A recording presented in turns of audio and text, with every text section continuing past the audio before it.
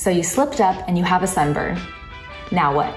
Well, don't panic. I'm going to teach you how to recover from a sunburn. I'm also going to review why it is so important to protect your skin from the sun moving forward.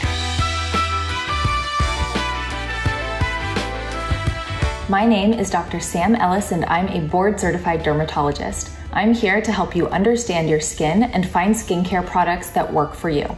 If you like what you see, make sure to like this video and subscribe to my channel. I do want to put a little disclaimer in here that this is not personalized medical advice. If you have a sunburn that you are particularly concerned about, you have severe blistering, you have chills, fever, nausea, extreme fatigue, it is so important to get in touch with your doctor and make sure you have a treatment plan that is targeted to exactly what you are experiencing. First of all, what is a sunburn? A sunburn is the skin's inflammatory response to UV damage. It's essentially your skin screaming like, "Help me, I've been hurt." And it manifests as redness, swelling, pain, itching, and even sometimes blisters on the skin. Sunburns can really range from mild pinkness and maybe just slight tenderness to the skin, all the way up to incredibly painful, blistering second-degree sunburns. But the thing I really want to emphasize here is that no matter how mild or how severe the sunburn is, it is a sign of DNA damage. When DNA damage accumulates in the skin tries to repair it. And when it repairs it, it doesn't always do so perfectly. This leads to DNA mutations in the skin, and over time, those DNA mutations can accumulate and lead to skin cancer. 5 or more sunburns of any severity more than doubles your risk of melanoma skin cancer, and just a single blistering sunburn in childhood or adolescence also more than doubles your risk of melanoma in your lifetime. But let's say you have a sunburn. There's no turning back time, and really what the goals are of sunburn management are to help you feel better, to manage the symptoms of redness and pain and swelling and itch until things are feeling better. There's really nothing you can do to make your sunburn resolve faster, so we just want to get you comfortable. This might seem really obvious, but I feel like I see it all the time when I'm on vacation, so I need to say it, that if you have a sunburn, you should absolutely be avoiding additional sun exposure. I think we've all been on the beach and seen someone with just a horrific sunburn that is still out there without a shirt on. And that is probably the worst thing you can do. When your skin is sunburned, it's already damaged, it's already vulnerable. You need to protect it until it is fully healed. If you have a sunburn and you still need to wash off from the beach or the pool, just do so really gently. Understand that your skin is in a vulnerable state, so you shouldn't use any harsh soaps or scrubs, just really mild soap, if anything. Rinse and then soothe your skin with moisturizer. Which brings me to my next point, moisturizers and aloe vera gels. These are things that can be applied topically just to help soothe the skin. Again, like I said before, there's nothing that's actually been proven to hasten the improvement of sunburns. So everything we're doing here is to make your skin feel better. One thing you can do is put your aloe vera gel or your moisturizer in the refrigerator to keep it cool, and then when you apply it, it's going to be a lot more soothing. One thing to look out for though is not using an aloe vera gel that has alcohol in it. Although alcohol makes the product dry down much more quickly on the skin, it can be extra dehydrating for the skin and can lead to stinging and just unnecessary irritation. Some people will ask like, well, can I use like a heavier moisturizer, or is that going to trap heat against my skin, and is that going to be problematic? And really, there are no moisturizers that you would apply to your skin that are 100% occlusive, that is going to prevent your entire body surface area from releasing heat or sweat, unless you took like a bath in Vaseline or something like that. So it really comes down to your level of comfort. If a lightweight lotion feels better, use that. If something that's richer in texture feels more soothing to you, go ahead and use that. Both are okay. Aside from hydrating your skin from the outside in, you should also be thinking about hydrating yourself from the inside out. Anytime the skin barrier is disrupted, like with a sunburn, that's going to increase something called transepidermal water loss, which just means water loss through the surface of the skin, but it will make you more prone to dehydration. So it's important to take in more fluids than you would on a regular basis. And if you're not so excited to drink water, maybe some Pedialyte or Gatorade might sound better. You can also snack on water-rich fruits and vegetables like cucumbers and watermelon. If you are in pain, your skin is tender to the touch, you don't want to put on clothing because it hurts, taking oral medication that's available over the counter to help with pain relief and inflammation can be incredibly helpful. Ibuprofen, which is usually marketed as Advil, and aspirin can both help do this. Usually you'll want to take it pretty regularly for 24 to 48 hours until the worst of your pain-related symptoms are gone. If you are itchy, the thing I would recommend using is 1% hydrocortisone cream, which is available over the counter. And the way you would want to apply this is just as a very thin layer up to twice a day to help soothe itch. You can also mix it in with your moisturizer if that makes applying it a little bit easier, but I wouldn't use this for days and days and days on end. It should be used to get you through the worst part or the itchiest phase of your sunburn and then slowly phase it out of your routine. Another at-home remedy is to take a milk bath. This involves using anywhere from 2 or more cups of full-fat milk placed into sort of a lukewarm bath. The lactic acid, the proteins, and the fats from the milk are supposed to nourish and soothe the skin. And anecdotally, I've had many patients over the years with a variety of skin conditions, psoriasis, eczema, chronic itch for other reasons, who have found this to be very helpful. If you have blisters from your sunburn, do not pop them. If you prematurely pop your blister, you're going to expose that underlying delicate, vulnerable, unprotected skin to the risk of infection. So you want to leave your blisters intact as long as possible. Once your blister has become unroofed, if that underlying skin is really tender, you want to keep it protected with an occlusive agent, something like plain Vaseline. You do not need to use triple antibiotic ointment like polysporin or definitely not Neosporin. Plain Vaseline is perfectly adequate, and it's the only time I really have people use Vaseline in their sunburn treatment is when they have open, tender blisters. Once you've gotten through the redness and swelling and pain and itchy phase of your sunburn, the next thing you might notice start to happen is the peeling phase.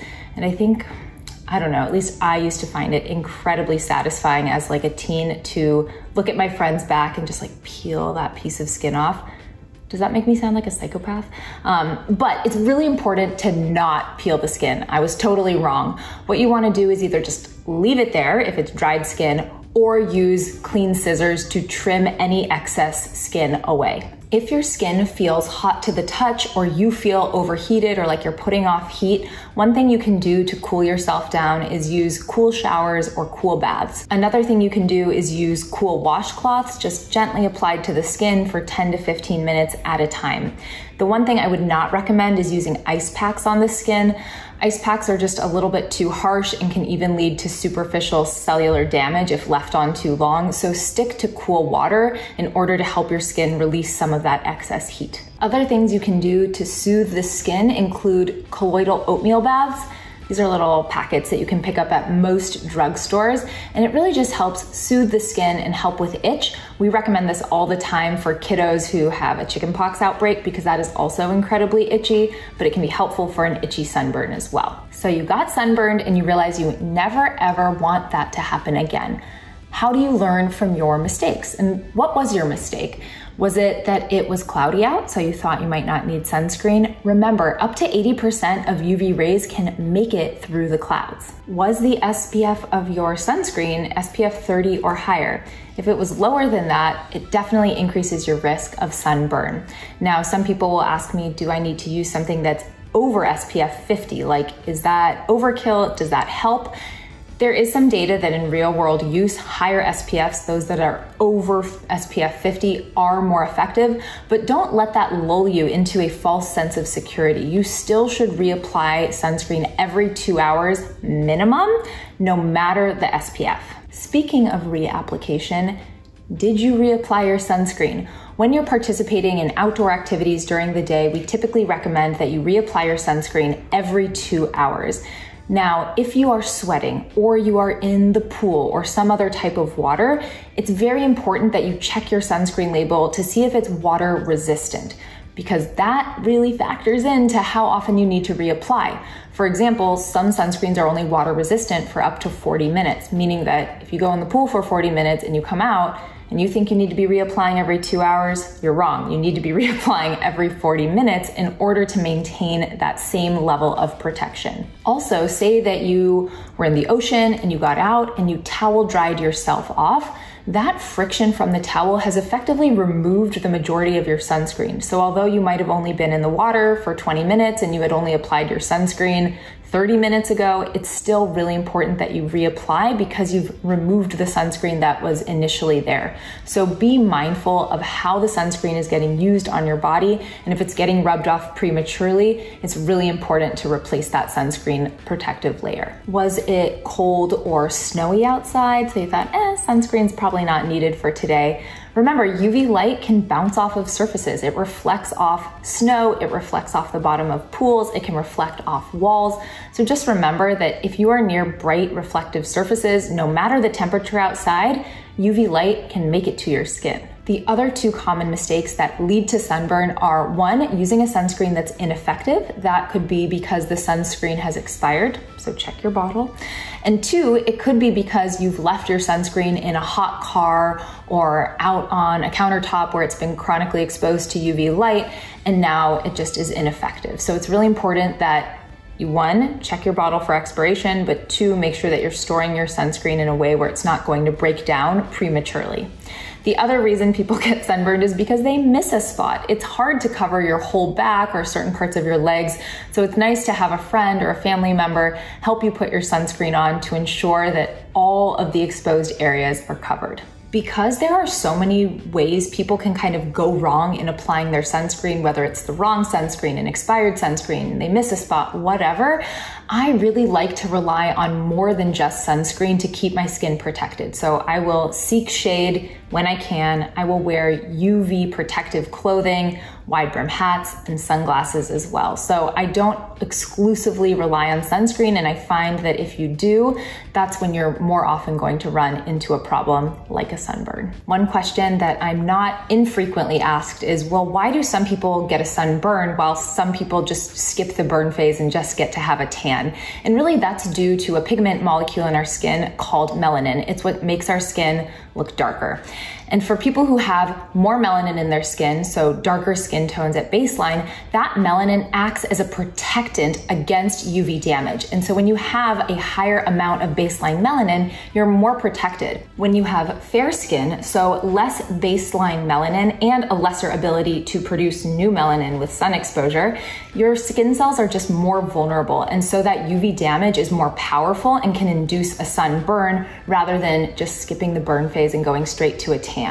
That being said, whether you have a sunburn or a suntan, those are both signs that your skin cells have been stressed by UV exposure and that you have potential UV damage to your cells. So hopefully you're getting the message by now that sun exposure leads to DNA damage, which leads to DNA mutations, which leads to skin cancer. And if that's not enough to deter you from overexposing your skin to the sun, just think chronic sun exposure and even a single sunburn also increase your risk for premature aging and irregular pigmentation of the skin. For fair-skinned individuals, especially those with a genetic predisposition, we know that even a single sunburn increases their risk for developing the most deadly skin cancer, which is melanoma. I wanted to say that I wasn't saying that just to scare you, but I kind of am doing it to scare you. I don't want anyone to live in fear of the sun or not participate in outdoor activities. You absolutely have to go out there and live your life, but just do so responsibly and understand the power of the sun. What helps you soothe your sunburn when you have one?